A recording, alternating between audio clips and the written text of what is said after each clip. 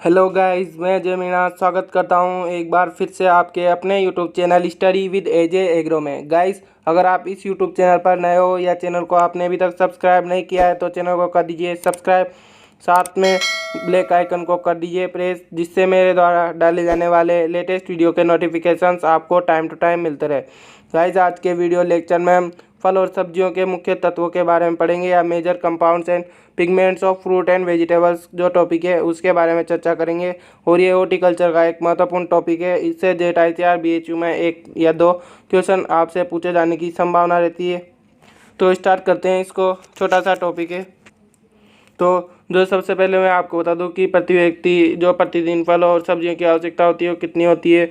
ICAR के अनुसार यहाँ पर AM की जगह तो कर लेना आप करेक्शन। तो ICAR के अनुसार मतलब Indian council of agriculture research के अनुसार प्रति व्यक्ति प्रतिदिन सब्जियों की और फलों की आवश्यकता कितनी होती है बताता हूँ। तो फलों की क्या होती है, 120 ग्राम प्रति व्यक्ति फल खाने की आवश्यकता होती है प्रतिदिन। 120 ग्राम है, 85 नहीं है। तो कितनी है, 120 ग्राम प्रति व्यक्ति फलों की आवश्यकता होती है या फिर 85 ग्राम फलों की आवश्यकता होती है। और जो सब्जियां हैं उसकी कितनी आवश्यकता होती है, तो जो 285 से 300 ग्राम क्या होती है सब्जियों की आवश्यकता होती है। 285 से 300 ग्राम प्रति व्यक्ति सब्जियों की प्रतिदिन आवश्यकता होती है।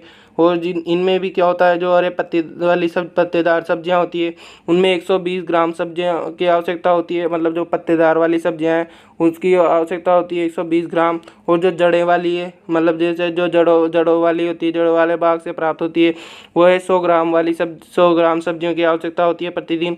और जो अन्य है, मतलब जैसे कोई भी अगले अन्य भाग है फल और सब्जियों के उनसे जो प्राप्त होती है वो 75 ग्राम है। तो कह देगा कि जो ICAR है उसके अनुसार प्रति व्यक्ति कितनी सब्जियां फल खाने चाहिए, तो 120 ग्राम या फिर 85 ग्राम फलों का सेवन करना चाहिए प्रति व्यक्ति प्रतिदिन। एक व्यक्ति को एक दिन में इतना सेवन करना चाहिए। और जो सब्जियां हैं उसका सेवन करना चाहिए 285 से या फिर 300 ग्राम। कितना करना चाहिए, 285 या 300 ग्राम। अब जो सब्जियां हैं उनमें क्या हो, 3 तरह की सब्जियों का सेवन करना चाहिए।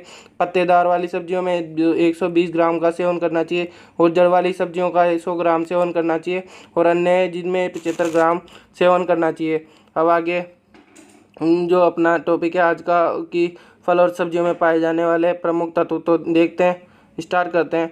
तो जो पहला जो तत्व है या फिर वो क्या है, मतलब जो लाल रंग किसके कारण होता है सब्जियों का, तो ये देखेंगे सब्जियों और फलों का। तो लाल रंग क्या होता है, तो जो पहला जो लाल रंग होता है वो किसके कारण होता है, लाइकोपिन के कारण होता है। और लाइकोपिन के कारण किस किस का लाल रंग होता है, तो ये देखेंगे। तो लाइकोपिन है जिसके कारण किस किस का लाल रंग होता है, तो टमाटर का लाल रंग किसके कारण, लाइकोपिन के कारण। और पपीता का लाल रंग किसके कारण, लाल रंग के कारण। जो अमरूद है, अमरूद की कई किस्में होती है जिनमें लाल क्या पाया जाता है, उनका गुद्दा पाया जाता है। तो जो अमरूद की लाल लाल किस्में होती है उनका भी रंग किसके कारण होता है, तो लाइकोपिन के कारण होता है। तो लाइकोपिन के कारण किसका रंग लाल होता है, टमाटर का, पपीता का और अमरूद की कुछ किस्मों का। अगला एंथोसाइनिन, क्या है अगला, एंथोसाइनिन। तो एंथोसाइनिन के कारण किस किस का लाल रंग होता है, देखते हैं। तो एंथोसाइनिन है जिनमें क्या है, एक तो तरबूज है, तरबूज का लाल रंग किसके कारण होता है, एंथोसाइनिन के कारण। गाजर का भी लाल रंग किसके कारण, एंथोसाइनिन के कारण। और जो प्याज है, प्याज का लाल रंग भी किसके कारण होता है, एंथोसाइनिन के कारण। और जो चुकंदर है उसमें जो लाल रंग होता है ना वो भी किसके कारण होता है, एंथोसाइनिन। और जो सेब है, एप्पल है, उसका लाल रंग भी किसके कारण होता है, एंथोसाइनिन के कारण। और जो अनार है, क्या है, अनार है, उसका भी लाल रंग किसके कारण होता है, एंथोसाइनिन। तो एंथोसाइनिन के कारण किस किस का लाल रंग होता है, तरबूज हो गया, गाजर हो गया, प्याज हो गया और चुकंदर हो गया, सेब हो गया, अनार हो गया। एंथोसाइनिन के कारण इन सब का क्या होता है, लाल रंग होता है। अब अगला जो है वो है लाल रंग के कारण जो मिर्च है उसका जो लाल रंग होता है वो भी किसके कारण होता है, तो कैप्सेंथीन के कारण होता है। किसके कारण होता है, कैप्सेंथीन के कारण होता है। तो क्या देखा कि जो लाइकोपिन है उसके कारण किस किस का लाल रंग हो रहा है, टमाटर, पपीता और अमरूद का। एंथोसाइनिन के कारण तरबूज, प्याज, गाजर और चुकंदर और सेब, अनार, इनका लाल रंग किसके कारण, एंथोसाइनिन के कारण। मिर्च का लाल रंग कैप्सेंथीन के कारण। अब देखेंगे जो दूसरा तत्व है यानी कि पीला या फिर नारंगी रंग। जो पीला या नारंगी रंग होता है सब्जियों और फलों का वो किसके कारण होता है, तो देखते हैं। इसमें सबसे पहला वो है हल्दी यानी कि कुरकुमी। कुरकुमिन। और जो हल्दी का बॉटनिकल नेम होता है वो भी क्या रहता है, कुरकुमिन लोंगा। तो जो हल्दी का पीला रंग होता है या फिर नारंगी रंग होता है, पीला रंग होता है, वो किसके कारण होता है, कुरकुमिन के कारण। कुरकुमिन को आप इसके बॉटनिकल नेम से भी याद रखते हो कुरकुमिन लोंगा। और जो गाजर है इसका जो पीला है लाल रंग, तो किसके कारण हो रहा था, एंथोसाइनिन। लेकिन जो पीला रंग है, पीला रंग जो बनता है वो किसके कारण बनता है, तो जेंथोफिल के कारण। किसके कारण, जेंथोफिल एलिमेंट के कारण। और जो अगला है नारंगी रंग, जो गाजर का नारंगी रंग बनता है वो किसके कारण बनता है, तो वो हो जाएगा केरोटीन। किसके कारण हो जाएगा नारंगी रंग, केरोटीन के कारण। किसके कारण हो जाएगा नारंगी रंग, केरोटीन के कारण। और जो प्याज का पीला या गुलाबी रंग है वो किसके कारण हो जाएगा, क्यूरसिटीन के कारण। किसके कारण, क्यूरसिटीन के कारण। पीला या गुलाबी रंग, प्याज का जो पीला या गुलाबी रंग है वो किसके कारण हो जाएगा, क्यूरसिटीन के कारण। ये मोस्ट इम्पोर्टेंट है आपके एग्जाम व्यू से। और जो अगला है पपीता, पपीता का जो पीला रंग है, लाल रंग, तो किसके कारण हो रहा था, लाइकोपिन के कारण। और जो पपीता का पीला रंग है वो किसके कारण हो रहा है, केरिका जेंथिन के पिगमेंट के कारण। केरिका जेंथिन पिगमेंट के कारण। तो ये है पीले या फिर नारंगी रंग। तो हल्दी का पीला रंग कुरकुमिन के कारण, गाजर का पीला रंग जेंथोफिल, और नारंगी रंग गाजर का केरोटीन के कारण, और प्याज का पीला या गुलाबी रंग क्यूरसिटीन के कारण। पपीता का जो पीला रंग हो रहा है वो किसके कारण, केरिका जेंथिन के कारण। और जो पपीता का बॉटनिकल नेम होता है वो भी क्या होता है, केरिका पपाया। तो उससे आप याद रख सकते हो कि जो पीला रंग है वो केरिका जेंथिन के कारण होता है। अगला है अब बैंगनी रंग, जो बैंगनी रंग है वो किसके कारण होता है, तो ये होता है जो फल और सब्जियों में, तो ये एंथोसाइनिन के कारण होता है। किसके कारण, एंथोसाइनिन। जैसे बैंगन है तो बैंगन का जो बैंगनी रंग है वो किसके कारण होता है, एंथोसाइनिन के कारण होता है। किसके कारण होता है, एंथोसाइनिन। और जामुन का जो बैंगनी रंग है, जामुन देखे होंगे आपने, काले कलर के, हल्के नीले कलर के होते हैं, तो वो भी एंथोसाइनिन के कारण होता है। किसके कारण होता है, एंथोसाइनिन के कारण होता है। अगला है तीखापन, जो फल और सब्जियों में तीखापन होता है उसका जो कारण होता है, कौन कौन से एलिमेंट्स होते हैं, तो कौन कौन से सब्जियों में कौन कौन से एलिमेंट पाए जाते हैं जिनके कारण उनमें चरकाहट या फिर तीखापन पाया जाता है। तो जो पहला है वो मिर्ची है, यानी कि कैप्सिकम एनम बोलते हैं। और जो इसका जो चरकापन पाया जाता है वो तीखापन पाया जाता है, तीखापन वो किसके कारण पाया जाता है, तो कैप्सेसिन। याद रखना जो लाल रंग है वो तो कैप्सेंटीन के कारण होता है। वो मिर्च में जो चरकापन होता है या तीखापन होता है वो किसके कारण होता है, कैप्सेसिन के कारण। ये कंफ्यूज करने वाला क्वेश्चन है, तो यहाँ से आपसे पूछा जाने की संभावना है। और जो अगला है वो प्याज, प्याज में जो तीखापन पाया जाता है, जो चरकाहट पाई जाती है वो किसके कारण पाई जाती है, एलाइल प्रोपाइल डाइसल्फाइड। किसके कारण, एलाइल प्रोपाइल डाइसल्फाइड के कारण। किसके कारण, एलाइल प्रोपाइल डाइसल्फाइड। ये अगर आप बार बार पढ़ते रहोगे इनको तो याद हो जाएंगे। तो जो प्याज रंग का लाल रंग होता है वो किसके, तीखापन होता है वो किसके कारण होता है, एलाइल प्रोपाइल डाइसल्फाइड के कारण। और जो लहसुन में जो तीखापन होता है वो किसके कारण होता है, डाई एलाइड डाइसल्फाइड के कारण। डाई एलाइड डाइसल्फाइड के कारण। तो आप याद रख सकते हो डाई 2 बार आएगा, जिसमें लहसुन होता है, और जो प्याज में होता है वो 1 बार आता है डाई। तो जो प्याज में क्या होता है वो एलाइल प्रोपाइल डाइसल्फाइड, और लहसुन में होता है वो क्या होता है, डाई एलाइल डाइसल्फाइड। और जो मूली में होता है, यानी कि जो मूली है उसमें जो मूली का वैज्ञानिक नाम क्या होता है, रेफिनेसी टाइमर। और जो मूली है उसमें जो तीखापन या चरकाहट पाई जाती है वो किसके कारण होता है, आइसोथायोसाइनाइड के कारण। किसके कारण, आइसोथायोसाइनाइड के कारण। आइसोथायोसाइनाइड के कारण इंपॉर्टेंट है भी। मूली में चरकाहट किसके कारण होती है, तो आइसोथायोसाइनाइड के कारण। तो तीखापन किस किस के कमी से, किस किस के कारण होता है, मिर्ची में कैप्सेसिन के कारण, प्याज में एलाइल प्रोपाइल डाइसल्फाइड के कारण, लहसुन में किसके कारण, डाई एलाइल डाइप्रोपाइड के कारण, डाइसल्फाइड के कारण, और मूली में आइसोथायोसाइनाइड के कारण। तो इनको अगर आप रिवीजन करते रहोगे बार बार तो जल्दी याद हो जाएंगे। अगला है कड़वापन। अब जो फल और सब्जियों में जो कड़वापन पाया जाता है, जो सब्जियों में कड़वापन पाया जाता है वो किसके कारण पाया जाता है, तो सबसे पहले जो कुकुरबिटेसी कुल की जो सब्जियां हैं, यानी कि जिसमें ये कद्दू वगैरह आते हैं, खीरा वगैरह आते हैं, तो जो कुकुरबिटेसी कुल है उसमें जो कड़वापन पाया जाता है वो कौन से एलिमेंट के कारण पाया जाता है, तो कुकुरबिटेसी से आप याद रख सकते हो कि कुकुरबिटेसिन के कारण पाया जाता है। कड़वापन किसके कारण आता है, तो कुकुरबिटेसिन एलिमेंट के कारण आता है कुकुरबिटेसी कुल में। अगला है करेला। तो करेला का जो क्या होता है, करेले में जो ये जो पिगमेंट है वो कौन सा है, मोमोर डिसेनी। इसके वैज्ञानिक नाम से आप इसे याद रख सकते हो, याद होगा आपको इसका वैज्ञानिक नाम। तो इसके मोमोडिसेनी जो एलिमेंट है उसके कारण क्या होता है, जो करेला है उसका उसमें कड़वापन आता है। तो मोमोडिसेन और जो बैंगन है, बैंगन में किसके कारण, सोलेसोडिन या फिर ग्लाइको एल्कोलॉइड के कारण क्या होता है, कड़वापन आता है इसके अंदर। और जो नींबू है उसमें क्या होता है, लिमोनिन के कारण कड़वाहट आती है। तो क्या हो गया, जो जो ये कुकुरबिटेसिन या फिर कुकुरबिटेसिन जो है उसमें किसके कारण आता है, तो जो कुकुरबिटेसिन है उसके अंदर जो कड़वाहट आती है वो किसके कौन से एलिमेंट के कारण आती है, तो कुकुरबिटेसिन को एलिमेंट के कारण आती है। और जो अगला है, कौन सा है अगला, तो वो है करेला। और करेले में जो कड़वाहट आती है वो किसके कारण आती है, तो देख सकते हो आप किसके कारण आती है, मोमोडिसेन किसके कारण, मोमोडिसेन किसके कारण आती है, मोमोडिसेन के कारण आती है।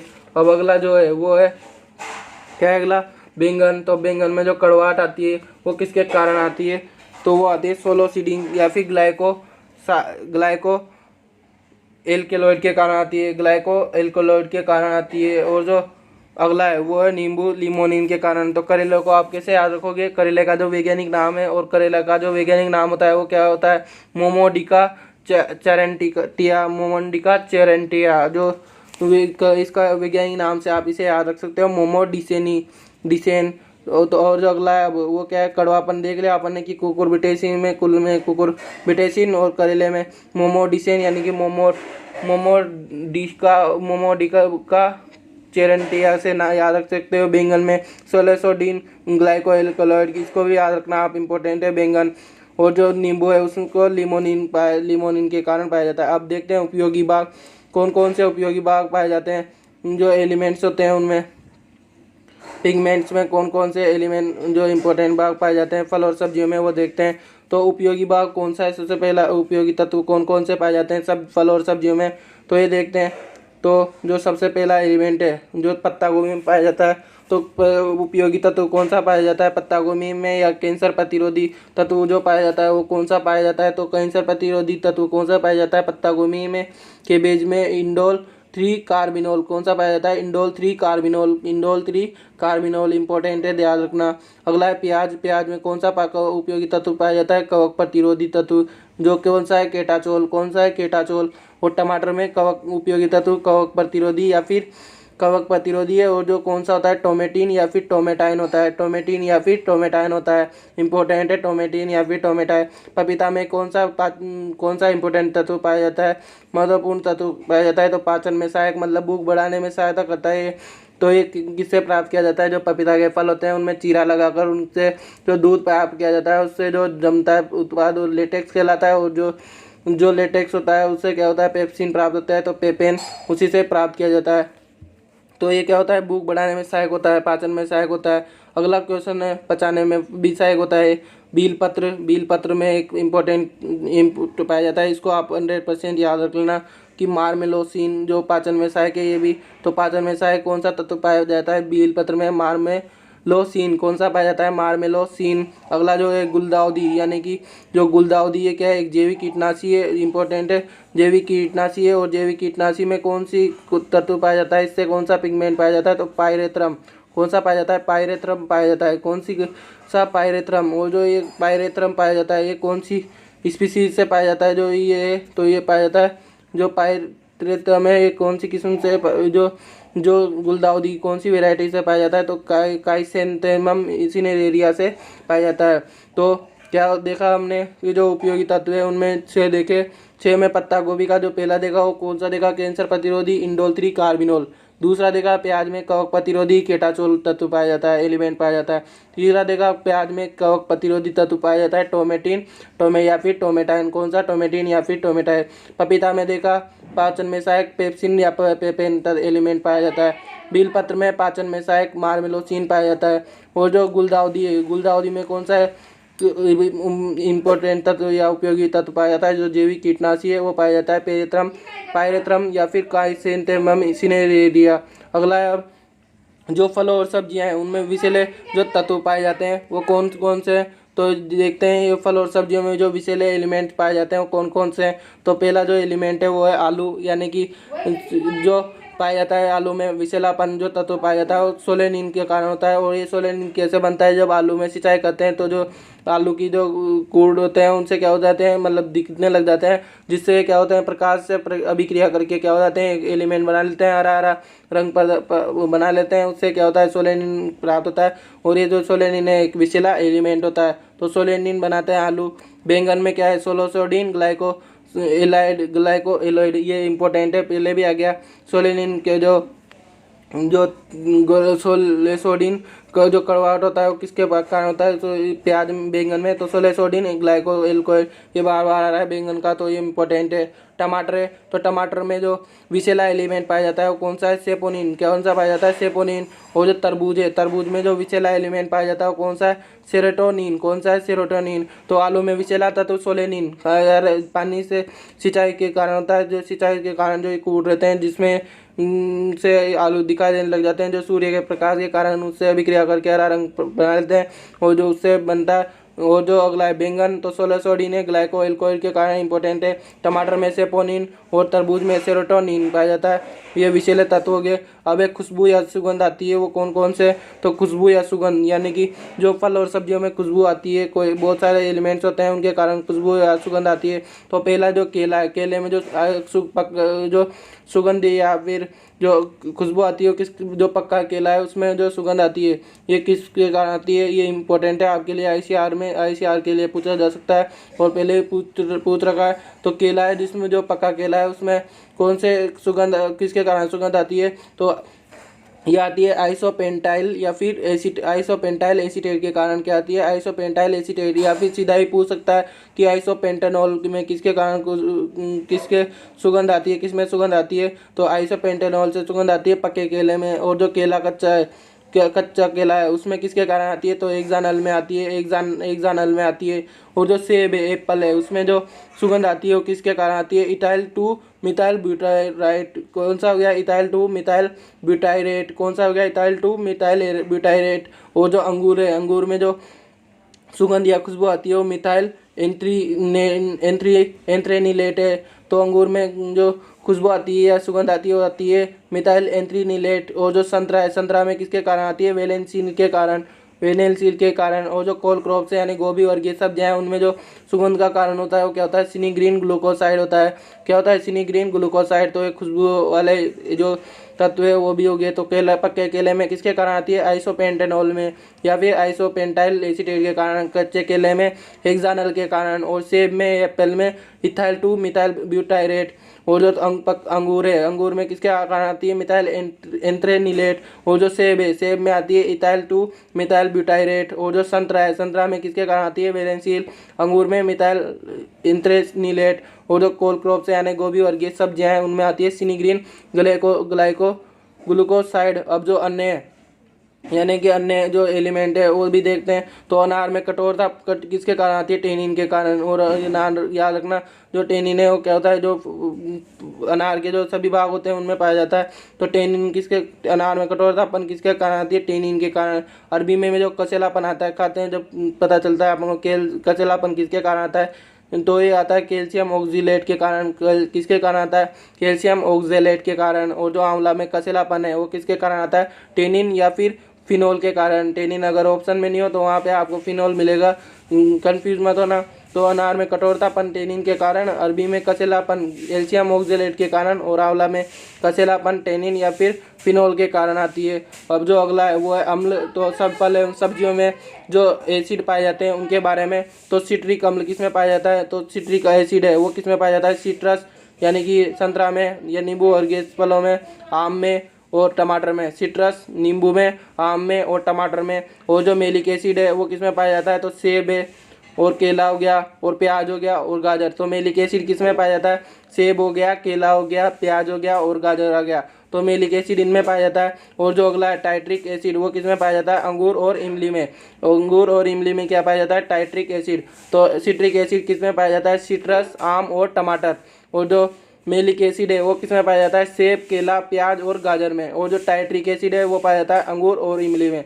तो ये समाप्त होता है यहाँ पर अपना जो आज का वीडियो टॉपिक, वीडियो का जो टॉपिक था वो एंड होता है। अगर आपको मेरा ये वीडियो अच्छा लगा हो तो इसको लाइक करें, ज़्यादा से ज़्यादा शेयर करें, अपने दोस्तों से के साथ ज़्यादा से ज़्यादा शेयर करें, कमेंट्स करें।